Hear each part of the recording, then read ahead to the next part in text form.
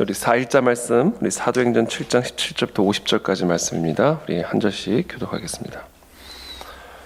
하나님이 아브라함에게 약속하신 때가 가까움에 이스라엘 백성이 애굽에서 번성하여 많아졌더니 요셉을 알지 못하는 새 임금이 애굽 왕위에 오르매 그가 우리 족속에게 교활한 방법을 써서 조상들을 괴롭게 하여 그 어린 아이들을 내버려 살지 못하게 하려 할세. 그때 보새가 나는데 하나님 보시기에 아름다운지라 그의 아버지의 집에서 석 달 동안 길리더니 버려진 후에 바로의 딸이 그를 데려다가 자기 아들로 기름해 모세가 애굽 사람의 모든 지혜를 배워 그의 말과 하는 일들이 능하더라. 나이가 40이 되매 그 형제 이스라엘 자손을 돌볼 생각이 나더니 한 사람이 원통한 일 당함을 보고 보호와의 압제받는 자를 위해 원수를 갚아 애굽 사람을 쳐 죽이니라. 그는 그의 형제들이 하나님께서 자기의 손을 통하여 구원해 주신 것을 깨달으리라고 생각하였으나 그들이 깨닫지 못하였더라. 이튿날 이스라엘 사람끼리 싸울 때 모세가 와서 화해시키려 하여 이르되 너희는 형제인데 어찌 서로 해치느냐 하니 그 동물을 해치는 사람이 모세를 밀어뜨려 이르되 누가 너를 관리와 재판장으로 우리 위에 세웠느냐 네가 어제는 애굽 사람을 죽인 것 같이 또 나를 죽이려느냐. 모세가 이 말 때문에 도주하여 미디안 땅에서 나그네 되어 거기서 아들 둘을 낳으니라. 40년 이참에 천사가 시내산 광야 가시너미 떨기 북곡 가운데 그에게 보이거늘 모세가 그 광경을 보고 놀랍게 여겨 알아보려고 가까이 가니 주의 소리가 있어 나는 내 조상의 하나님 즉 아브라함과 이삭과 야곱의 하나님이라 하신. 모세가 무서워 감히 바라보지 못하더라. 주께서 이르시되 네 발의 신을 벗으라. 네가 서 있는 곳은 거룩한 땅이니라. 내 백성이 애굽에서 괴로움 받음을 내가 확실히 보고 그 탄식하는 소리를 듣고 그들을 구원하려고 내려왔노니 이제 내가 너를 애굽으로 보내리라 하시니라. 그들의 말이 누가 너를 관리와 재판장으로 세웠느냐 하며 거절하던 그 모세를 하나님은 가시나무 떨기 가운데서 보이던 천사의 손으로 관리와 속량하는 자로서 보내셨으니 이 사람이 백성을 인도하여 나오게 하고 애굽과 홍해와 광야에서 40년간 기사와 표적을 행하였느니라. 이스라엘 자손에 대하여 하나님이 너희 형제 가운데서 나와 같은 선지자를 세우리라 하던 자가 곧 이 모세라. 말하던 그 천사와 우리 조상들과 함께 광야 교회에 있었고 또 살아있는 말씀을 받아 우리에게 주던 자가 이 사람이라. 우리 조상들이 모세에게 복종하지 아니하고자 하여 거절하며 그 마음이 도리어 애굽으로 향하여 아론더러 이르되 우리를 인도할 신들을 우리를 위하여 만들라. 애굽 땅에서 우리를 인도하던 이 모세는 어떻게 되는지 알지 못하노라 하고 그때 그들이 송아지를 만들어 그 우상 앞에 제사하며 자기 손으로 만든 것을 기뻐하더니 하나님이 외면하사 그들을 그 하늘의 군대 섬기는 일에 버려두셨으니 이는 선지자의 책에 기록된 바 이스라엘의 집이여 너희가 광야에서 40년간 희생과 제물을 내게 드린 일이 있으는 몰록의 장막과 신 레판의 별을 받아들였으며 이것은 너희가 절하고자 하여 만든 형상이로다. 내가 너희를 바벨론 밖으로 옮기리라 함과 같으니라. 광야에서 우리 조상들에게 증거의 장막이 있었으니 이것은 모세에게 말씀하신 이가 명하사 그가 본 그 양식대로 만들게 하신 것이라. 우리 조상들이 그것을 받아 하나님이 그들 앞에서 쫓아내신 이방인의 땅을 점령할 때 여호수아와 함께 가지고 들어가서 다윗 때에 이르니라. 다윗이 하나님 앞에서 은혜를 받아 야곱의 집을 위하여 하나님의 처소를 준비하게 하여 달라고 하더니 솔로몬이 그를 위하여 집을 지었느니라. 그러나 지극히 높으신 이는 손으로 지은 곳에 계시지 아니하시나니 선지자가 말한 바 주께서 이르시되 하늘은 나의 보좌요 땅은 나의 발등상이니 너희가 나를 위하여 무슨 집을 짓겠으며 나의 안식할 처소가 어디냐. 이 모든 것이 다 내 손으로 지은 것이 아니냐 함과 같으니라. 아멘. 네, 오늘 본문 어저께 본문에 이어서 스데반의 설교가 계속해서 이어지고 있습니다. 이 스데반은 그 7 집사 중에 한 사람이죠. 이 히브리 과부와 또 헬라 과부들이 서로 이제 다툼이 일어날 때, 구제의 문제로 서로 다툼이 일어났을 때 성령과 지혜, 성령과 믿음이 충만한 그런 일꾼을 이제 뽑게 되는데 교회가 인정한 성령의 믿음 또 성령의 지혜가 충만했던 교회로부터 인정을 받은 그런 아주 귀한 일꾼이었습니다. 그래서 거기서 이제 집사라는 직분이 이제 시작이 되죠. 이 사도들은 이제 기도와 말씀에 전념하는 그런 삶을 살아가게 되는 것이고, 그리고 이 일꾼으로 집사로 직분을 받은 이런 스데반과 같은 분들은 이제 구제를 비롯한 교회 여러 행정적인 부분들, 또 사역적인 부분들을 도맡아서 감당하는, 어떻게 보면 좀 분담, 이 사역의 분담이 이루어지게 되면서 이 교회가 아주 강력하게 점점 더 하나님의 말씀이 왕성해져 가면서 주의 도에 복종하는 그런 무리들이 계속해서 늘어나게 되는 이런 모습들을 우리가 보게 됩니다. 이 교회가 생명력 있게 성장을 하려면 기도와 말씀이 살아 있어야 합니다. 기도와 말씀에 전념할 때, 그때 다른 사역들은 따라오게 되는 겁니다. 부흥케 되는 것이고 열매를 맺게 되는 것이죠. 그렇기 때문에 이 사역의 분담이 필요합니다. 기도와 말씀과 구제 사역을 다 같이 하다 보면 결국은 기도와 말씀에 게을러질 수밖에 없는 것이고, 그렇게 되면 결국 교회가 생명력을 잃어버리게 되면서 구제 사역도 결국은 죽어버리는, 다양한 사역들이 결국은 죽어버리는 그런 결과로 나아갈 수밖에 없게 되는 것이죠. 그렇기 때문에 교회 안에는 참으로 이 기도와 말씀에 전념하는 그런, 어떻게 보면 목회자들, 그런 사도들의 사명을 감당하는 그런 일꾼들도 일어나야 될 뿐만 아니라, 특별히 각자의 은사에 맞게, 각자의 또 사명에 맞게 구제 사역을 비롯한 다양한 교회 전반적인 사역을 감당할 수 있는 그런 일꾼들이 일어나야 됩니다. 그런 일꾼들은요, 사도들과 마찬가지로 기도와 말씀에 전념하는 사도적인 사명을 받은 목회자들과 마찬가지로 이 성령과 지혜가 충만해야 합니다. 이 성령과 지혜가 충만한 사람이 일을 해야, 그래야 그 일을 통해서 하나님이 영광을 받으시고 이 교회가 더 생명력 있게 견고하게 세워질 수가 있는 것이죠. 그래서 우리 교회 모든 성도들, 목회자들은 물론이거니와 우리 모든 성도들이 바로 이 성령으로 충만하고 성령의 지혜와 성령의 믿음으로 충만한 그런 일꾼들로 든든하게 세워질 수 있게 되기를 기도하고 또 축복합니다. 오늘 이 본문은 이 베드로의 설교가 아닙니다. 이 본문은 또 바울의 설교도 아닙니다. 이 본문은 바로 그 7 집사 중에 한 사람이었던 스데반의 설교입니다. 그리고 이 설교로 인해 스데반은 결국 돌에 맞아, 그 가운데 한 사람이 이제 사울이었죠. 바울, 돌에 맞아서 결국은 순교를 당하게 됩니다. 이 스데반이 바로 이 초대교회의 집사였어요. 이 집사의 수준이었습니다. 우리 그 안에 진리교회 우리 모든 성도, 목회자도 마찬가지고 우리 모든 성도들이 이와 같은 성령의 지혜와 믿음이 충만하여 먼저 하나님의 말씀을 잘 알아야 됩니다. 구약을 뚫고 있잖아요. 구약 성경을 뚫고 있을 뿐만 아니라 이 구약 성경을 예수 그리스도와 연결시키고 있다는 것이죠. 그러니까 성경을 깊이 알고, 우리 모두는 성경을 깊이 알고, 그리고 이 성경이 바로 예수 그리스도에 관한 말씀이라는 사실을 우리가 꿰뚫어 볼 수 있는 그런 영적 안목과 관점, 그런 영적인 통찰력, 그게 바로 이 스데반 집사에게 있었던 영적인 통찰력이었고, 바로 그와 같은 일꾼들이 교회 안에서 세워질 때, 그때 이 교회는 든든하게 강력하게 세워질 수가 있는 것이죠.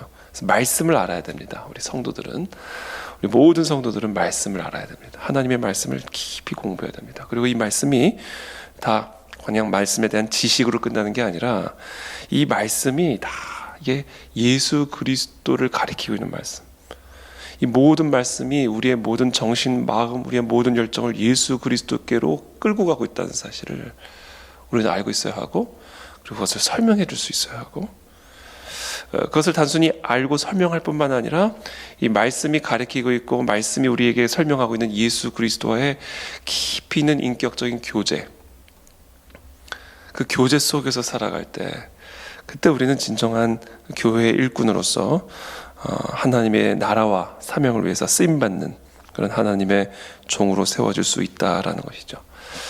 우리 그 안에 진리교회가 그런 일꾼들로 채워지는 교회가 되게 도와주시고, 또 그런 일꾼들을 또 양육하고 훈련시킬 수 있는 그런 교회로 든든하게 세워줄 수 있게 도와주시옵소서. 그 사역을 위해서 앞으로 계속해서 에즈라 바이블 아카데미를 비롯해서 윌버포스 아카데미를 비롯해서 하여튼 하나님의 말씀을 우리 성도들에게 가르치고, 그래서 이 말씀을 통해 살아계신 예수 그리스도와 인격적인 깊은 교제를 누릴 수 있도록 양육하고 훈련하는 그 사명을 우리 그 안에 진리교회가 잘 감당할 때 우리 교회가 초대교회와 같이 이렇게 강력한 하나님의 사명을 감당하는 교회로 든든하게 세워질 줄을 믿습니다. 오늘 이 본문을 통해서 스데반은 두 가지 메시지를 우리에게 줍니다. 첫 번째, 모세는 그리스도를 예표하는 그림자다. 그 얘기를 하고 있는 것이죠. 모세에 대한 설명을 쭉 합니다. 바로의 압제하에서 어린아이들을 다 죽이라고, 히브리 어린아이들을 다 죽이라고 명령했을 때, 그때 모세가 태어났는데, 이 모세가 자신의 아버지의 집에서 석 달 동안만 자라다가 결국에는 이 아들의 목숨을 살리기 위해서 갈대상자에 넣어서 나일강에 던지죠. 하나님의 섭리 속에서 그 갈대상자가 바로의 딸 눈앞에 딱 도착을 하게 됩니다. 이 바로의 딸이 그를 데려다 자기 아들로 기르면서, 이 모세는 애굽 사람의 모든 지혜를 배워 그의 말과 하는 일들이 애굽 사람처럼, 특별히 애굽의 왕족처럼 그렇게 능한 황실 교육을 받으면서 성장을 하게 되는 것이죠. 그러다 이제 나이가 40이 됩니다. 40이 되면서 철이 든 거죠. 어떻게 보면 입양된 왕자로서의 삶을 살아가던 이 모세가 비로소 자신의 동포 이스라엘을 돌봐야 되겠다, 이들을 좀 살펴봐야 되겠다, 하나님이 나를 이렇게 애굽의 황실 가운데 보내게 한 이유는 그냥 나 혼자 잘 먹고 잘 살게 하기 위한 것이 아니라 이스라엘 자손들을 돌보게 하기 위한 것이다, 이런 깨달음이 오는 것이죠. 저와 여러분들에게 이와 같은 깨달음이 있게 되기를 축복합니다. 하나님이 나에게 이런 것을 주시고, 하나님이 나에게 이런 삶을 허락하신 것, 마치 선물처럼 주어진 것이죠.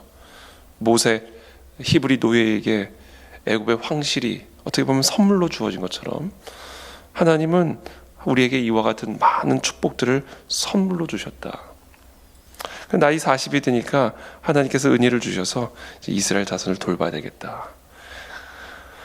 어느 날 한 원통한 일을 당하는 이스라엘 사람들을 보고 그 사람을 위해서 애굽 사람을 쳐 죽입니다.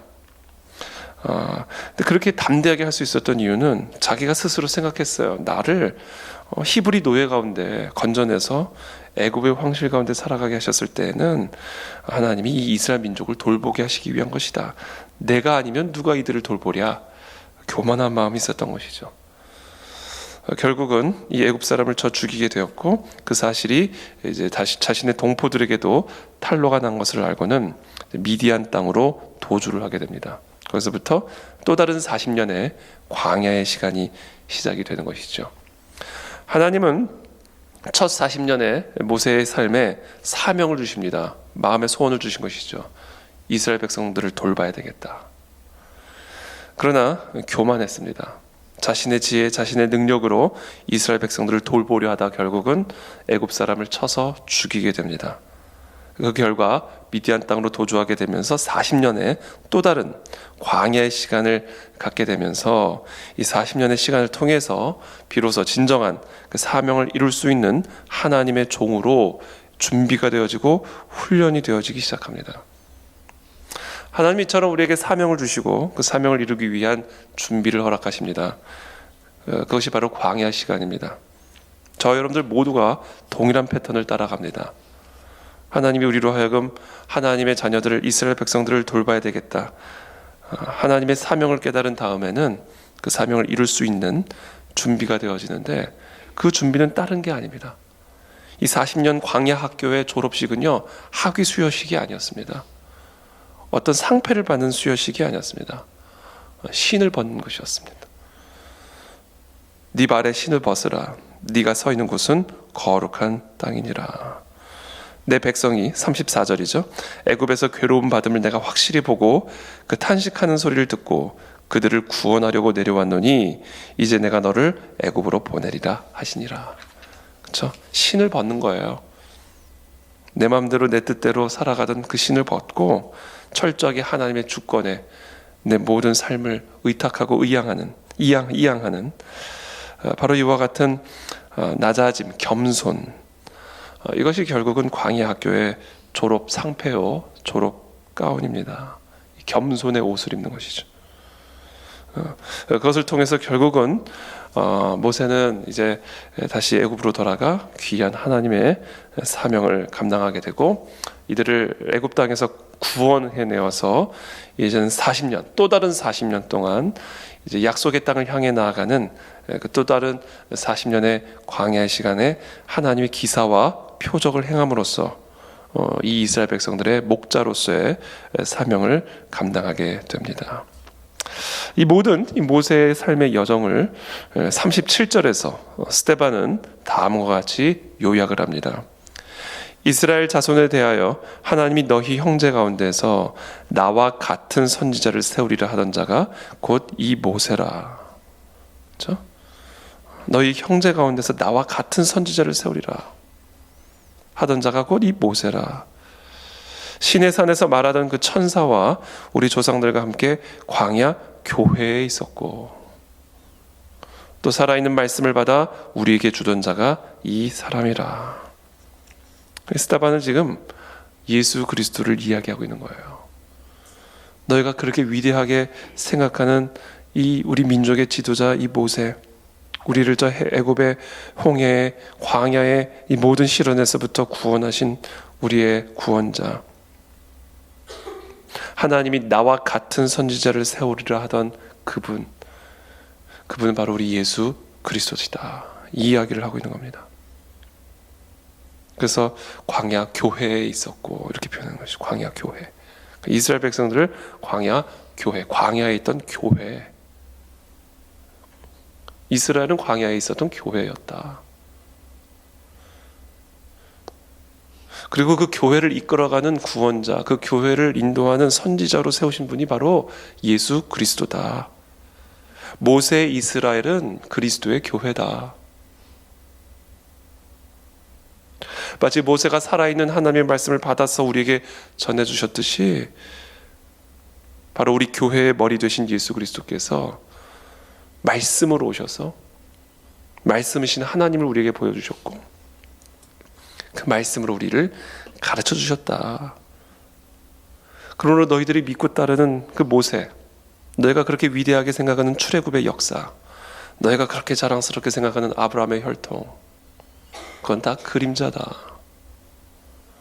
실체는 예수 그리스도다. 실체는 그 예수 그리스도로 말미암아 이 땅에 세워진 교회다. 그게 바로 지금 이 스데반이 유대인들에게 설명하고 있는 얘기예요. 그러니까 스데반이 그래서 돌 맞아 죽은 거예요. 웬만해서 사람을 돌로 치기 쉬운 일이 아닙니다. 웬만해서는 단순한 분노가 아니에요. 이거는 의분이에요. 의분. 단순한 분노가, 이건 죽여야 의로운 거다. 개인적인 그냥 단순한 화가 아닌, 이 스데반은 죽여야 이스라엘이 산다. 이 스데반을 죽여야 이게 하나님께 영광이 된다. 이 자를 죽이는 것이 의이고, 이 자를 죽이는 것은 진리의 명령이다. 그러니까 돌로 쳐 죽인 거. 특히 사도 바울도, 그렇죠? 사울이었던 바울도. 그만큼 유대인들은요, 이 그림자에 갇혀 있었다. 그림자에. 다 하나님의 말씀을 잘 몰라서 그런 거예요. 그림자에 갇혔어. 광야는 교회, 광야에 있는 이스라엘들 교회, 모세 예수 그리스도의 그림자예요. 그림자. 실체는 예수 그리스도예요.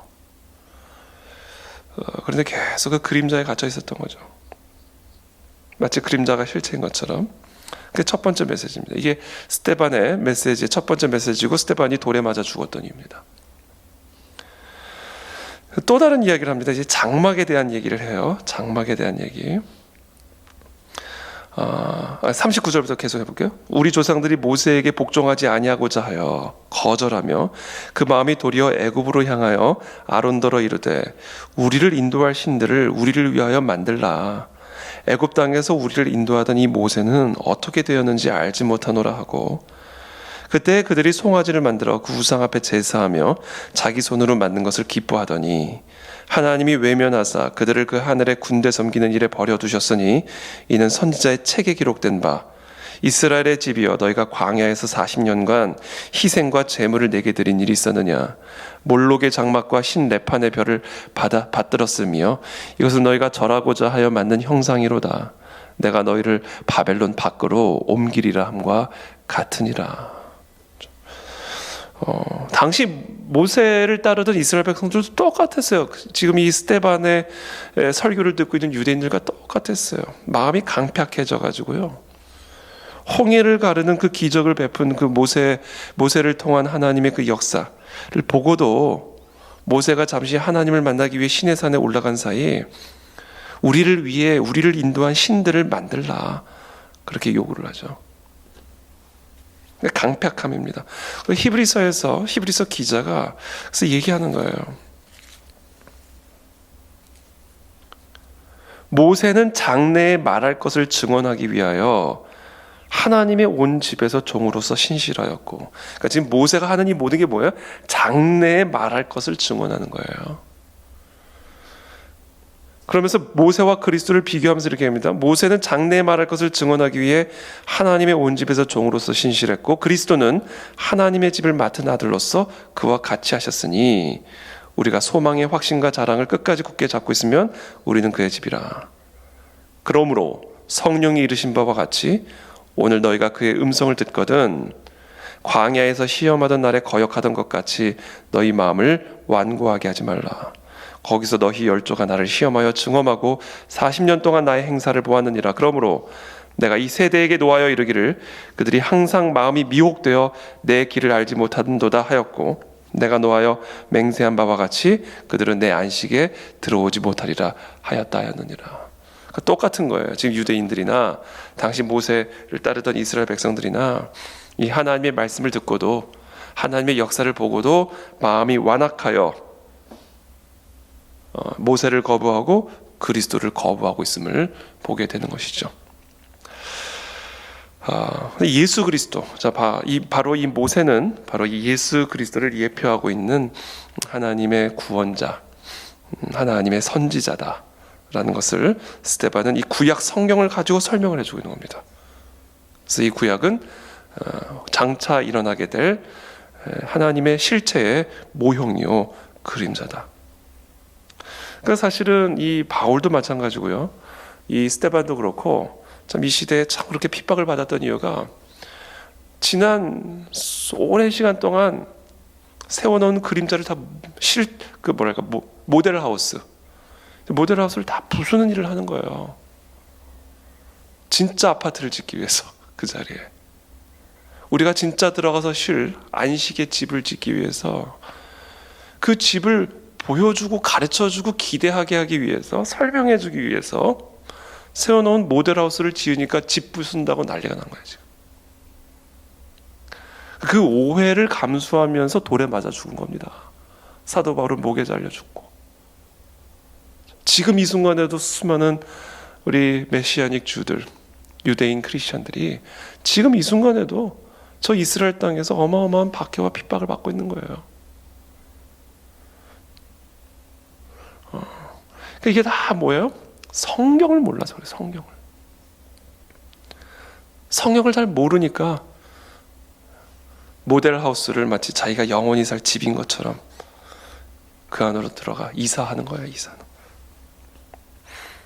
마지막으로 한 가지 더, 증거의 장막입니다. 이 증거의 장막은 성막이죠. 하나님이 광야에서 하나님의 임재가 있게 하시기 위해서 성막을 세우셨어요.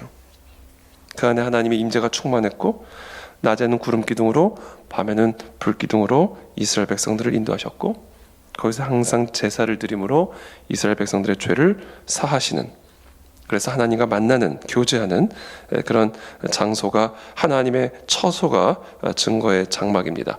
이 증거의 장막은 영어로 말하면 텐트예요, 텐트. 근데 여러분, 하나님이 텐트에 거하시겠습니까? 눈에 보이는 하나님의 임재를 이스라엘 백성들에게 보여주기 위해서, 그리고 계속해서 이스라엘 백성들은 약속의 땅으로 이동을 해야 됐기 때문에 운반이 가능한 형태의 처소로 만들어준 거예요. 그러다가 이제 이스라엘 땅을 정복하고 이제 이스라엘 땅에 나라가 세워지니까 이제 하나님은 다윗과 솔로몬을 통해서 이제는 운반하는 그런 형태의 텐트가 아닌 빌딩을 세운 거예요. 빌딩을, 성전을. 이스라엘 백성들에게 성전은요, 하나님이에요. 그냥 성전은 하나님이에요. 하나님이 계시는 곳이니까. 근데 그 성전에 대해서 스데반이 이야기를 하는 걸 보세요. 이거 완전 신성모독도, 이런 신성모독도 없는 거죠. 44절부터 제가 쭉 읽어드리겠습니다. 광야에서 우리 조상들에게 증거의 장막이 있었으니 이것은 모세에게 말씀하신 이가 명하사 그가 본 그 양식대로 만들게 하신 것이라. 우리 조상들이 그것을 받아 하나님이 그들 앞에서 쫓아내신 이방인의 땅을 점령할 때에 여호수아와 함께 가지고 들어가서 다윗 때까지 이르니라. 다윗이 하나님 앞에서 은혜를 받아 야곱의 집을 위하여 하나님의 처소를 준비하게 해달라고 하더니 솔로몬이 그를 위해 집을 지었느니라. 그러나 지극히 높으신 이는 손으로 지은 곳에 계시지 아니하시나니 선지자가 말한 바 주께서 이르시되 하늘은 나의 보좌여 땅은 나의 발등상이니 너희가 나를 위하여 무슨 집을 짓겠으며 나의 안식할 처소가 어디냐. 이 모든 것이 다 내 손으로 지은 것이 아니냐함과 같으니라. 그러니까 지금 이 스데반은요, 이 하나님과 같은 것으로 여겨졌던 이 증거의 장막과 성전, 이스라엘 백성들에게 하는 얘기예요. 증거의 장막, 너희 여전히 증거의 장막 갖고 사니? 그거 폐기된 지 이미 오래잖아. 똑같아. 하나님이 텐트 안에 사시겠니? 똑같은 거야. 지금 우리 더 이상 텐트 짓고 살지 않잖아. 그와 똑같이 하나님은 지금 다윗이 지은 성전에서 사는 거야. 어차피 다윗이 지은 집도 다 부셔졌어. 지금 우리가 보고 있는 저 성전 다윗이 지은 것도 아니야. 특별히 예수님 예언하셨잖아요. 요한복음에서 이 성전을 헐라 내가 사흘 동안 일으키리라. AD 70년에 결국 이 예언대로 허물어지죠. 로마 군대에 의해서. 근데 유대인들이 말하는 거야. 이 성전은 46년 동안 지었거늘 네가 3일 동안에 일으키겠느냐. 그러나 예수는 뭐라고 얘기해요? 성전된 자기 육체를 가리켜 말씀하신 것이라. 요한은 또 이렇게 얘기합니다. 말씀이 육신이 되어 우리 가운데 거하심에, 이게 헬라어 원어로는 그냥 우리 가운데가 아니에요. 우리의 장막 가운데 거하심입니다. 말씀이 육신이 되어 우리 가운데 장막으로 거하심에 이야기합니다. 우리가 그의 영광을 보니 아버지의 독생자의 영광이요 은혜와 진리가 충만하더라. 하나님의 아들 예수 그리스도가 장막이요 성전이라는 거예요. 그러니까 유대인들이 돌로 쳐 죽인 겁니다. 여러분, 바로 이 모세, 또 출애굽 사건, 장막, 성전, 구약의 이 모든 아이콘과 같은 단어들이죠. 출애굽, 모세, 홍해가 갈라지고 광야로 들어가 장막을 세우고 성전을 짓고, 이 모든 구약의 아이콘들은 히브리서 기자가 우리에게 명확하게 말씀해 주시듯 하늘의 실체의 모형이요 그림자입니다. 이 모든 것은 결국 누구를 가리키고 있는 거예요? 예수 그리스도를 가리키고 있는 겁니다. 그럼 우리는 오늘 모두 다 이 구약의 그림자와 같았던 이 모든 사건들을 연상하며 예수 그리스도께로 나아가는 거예요. 모세가 홍해를 가름으로 애굽에서 이스라엘 백성을 구원하셨지. 예수 그리스도께서 우리를 그와 같은 모든 홍해와 같은 사방의 우겨쌈으로부터 우리를 건져내실 것이다. 예수 그리스도에게 그와 같은 구원의 능력이 있다. 하나님이 이스라엘 백성들을 성막에서 만나주셨지. 성전에서 만나주셨지. 그 성막과 성전에서는 제사가 이루어졌지. 우리의 모든 죄들을 용서하시는 제사가 그곳에서 염소의 피로, 양의 피로 이루어졌지. 그와 같은 죄 사함을 통해 하나님의 진노가 거두어짐으로 하나님과 이스라엘 백성들의 관계가 회복이 되어 화목하게 되어 이스라엘 백성들을 만나 주셨지. 그리고는 이스라엘 백성들을 낮에는 구름 기둥으로 밤에는 불 기둥으로 이들을 인도해 주셨지. 그래서 이 성전이, 이 성막이 언제나 이스라엘 백성들의 중심이어 있었지. 아, 그래, 예수 그리스도가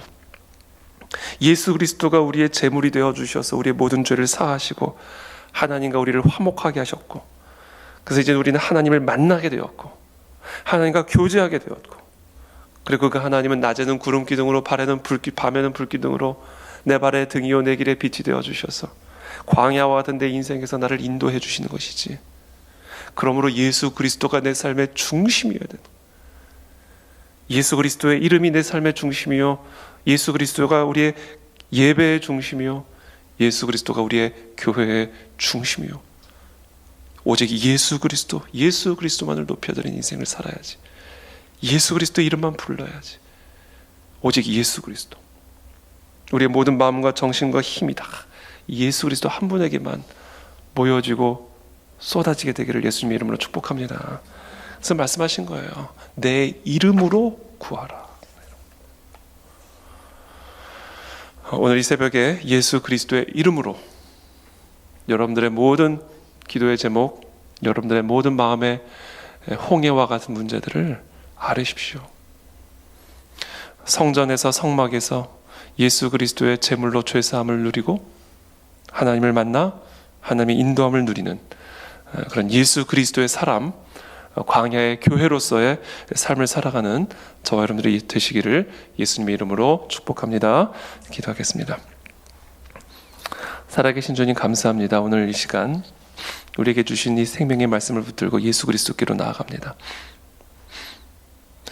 예수님을 만납니다. 예수님을 만나기를 원합니다. 주님, 오늘 이 시간 우리의 모든 갈급한 마음, 목마른 심령을 주님 해결하여 주시는 그리스도로 말미암는 생수로 우리 모두를 축복하여 주시옵소서.